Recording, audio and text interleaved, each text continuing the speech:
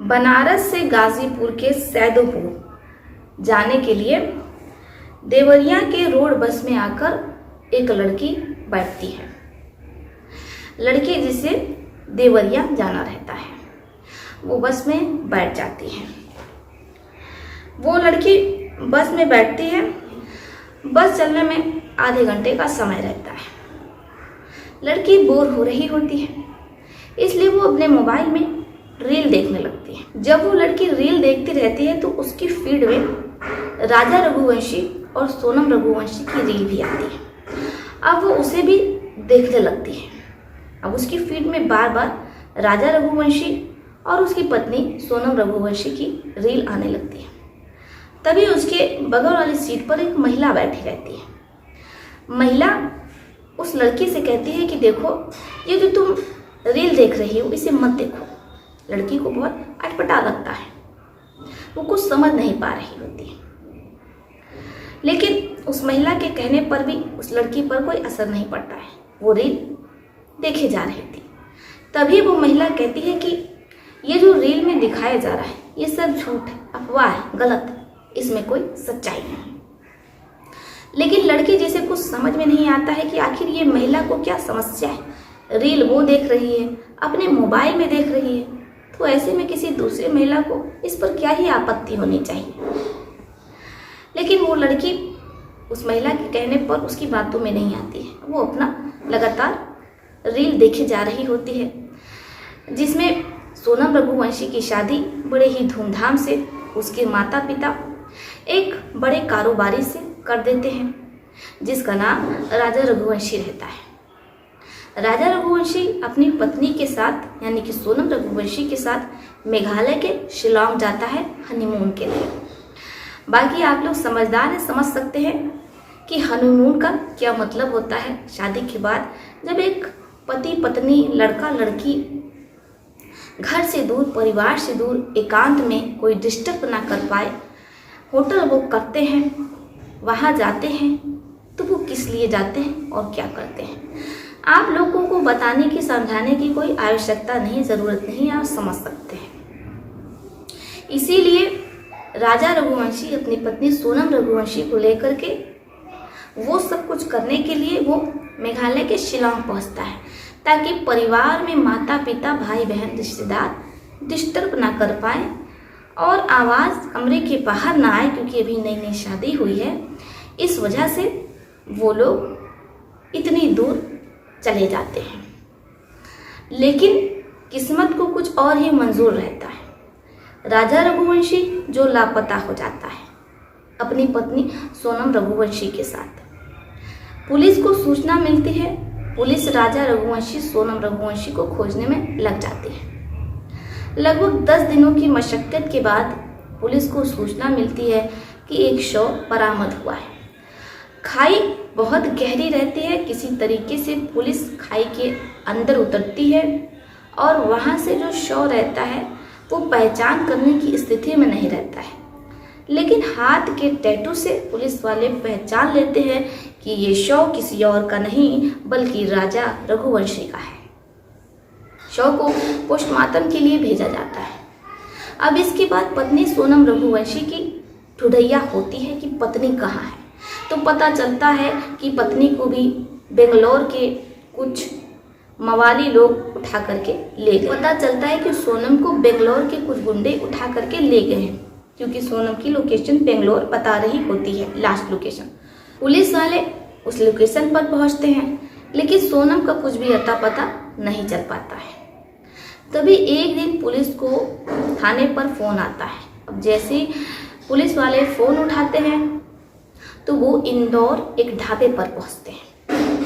वहाँ एक महिला काले टी शर्ट में बैठी चाय पी रही होती है। पुलिस वाले उस महिला को धर दबोचते हैं। वो महिला कोई और नहीं बल्कि सोनम रघुवंशी रहती है। अब जैसे सोनम रघुवंशी पुलिस के हत्थे चढ़ती है, यहाँ से पूरी कहानी बदल जाती है।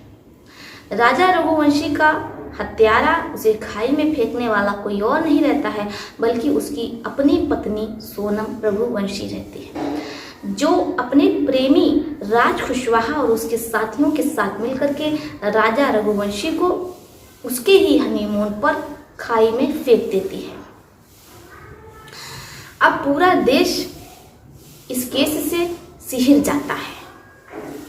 अब यही सोनम ये सब कुछ करने के बाद, यानी कि अपने पति को रास्ते से हटाने के बाद, वो जब बस स्टैंड जाती है, बस पर बैठती है, तो उस लड़की के बगल में बैठती है जो कि रील देख रही होती है।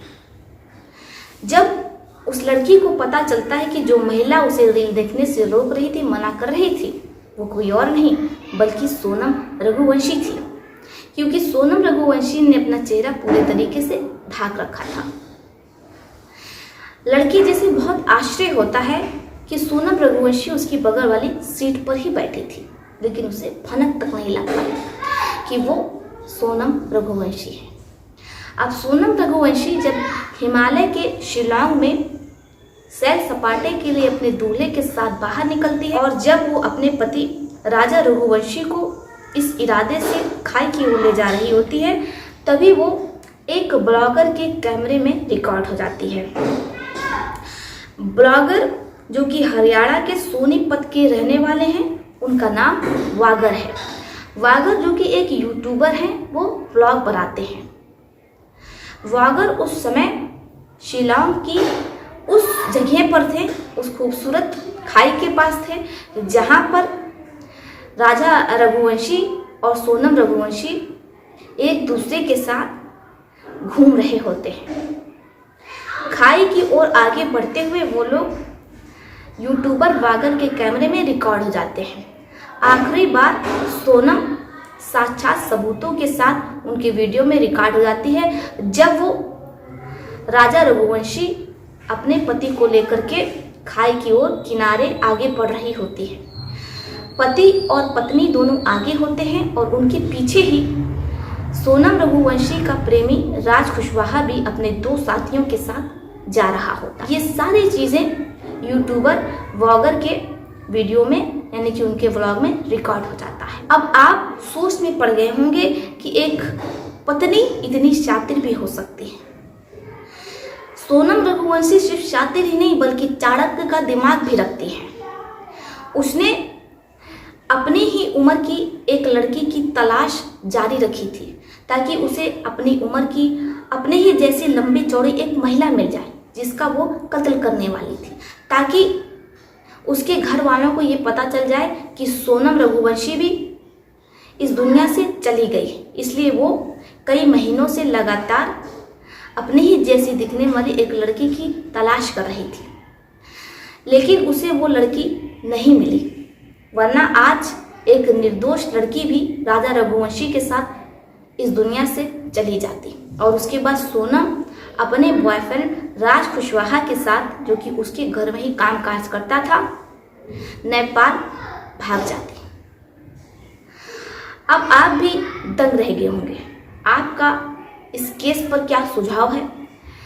आखिर किस वजह से सोनम के मन में इतनी कड़वाहट पैदा हुई और उसके मन में इतनी ज़्यादा नफरत हो गई अपने पति राजा रघुवंशी के लिए?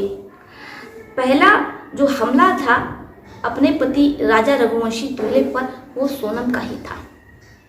तो यहाँ पर माता पिता भी दोषी हैं, लड़के के परिवार वाले भी दोषी हैं। पहले उन्हें लड़की के बारे में पता करना चाहिए कि उसका कोई बॉयफ्रेंड तो नहीं है, वो उनके लड़के से शादी करना भी चाहती है या नहीं। लेकिन कुपोषित समाज ये जानने में रुचि नहीं रखता है, उसे तो बस लोगों का ब्याह ही करना है, बंधन में ही बांधना है, जोर जबरदस्ती ही बांधना है, जिसका दुष्परिणाम ये है। बाकी आप अपनी राय कमेंट बॉक्स में लिख सकते हैं। तो चलिए फिर चलते हुए मिलते हैं आपसे किसी और सच्ची घटना में।